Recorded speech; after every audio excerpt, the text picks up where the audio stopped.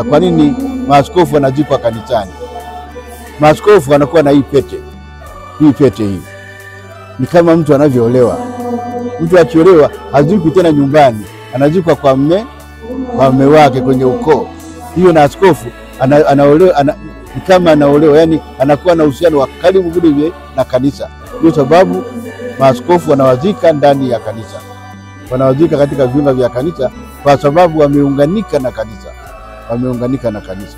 Hiyo ndio sababu kubwa sana kwa nini wanazikwa katika kanisa.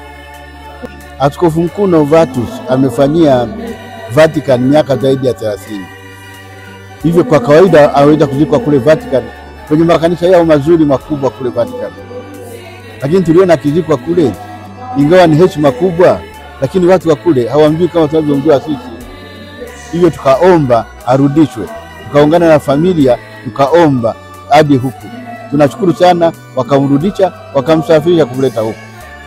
Sasa tazikwa katika hili kanisa kuu la jimbo la Bikira Maria wa Huruma.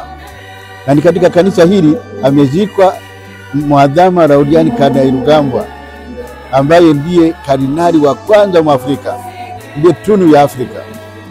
Na yeye alimpa jina la Rugambwa wakiomba na kutumaini kwamba atafuata katika nyayo za Rugambwa wa kwanza. Na kweli kwa sehemu kubwa amefuata katika nyayo zake. Na sasa atazikwa karibu naye.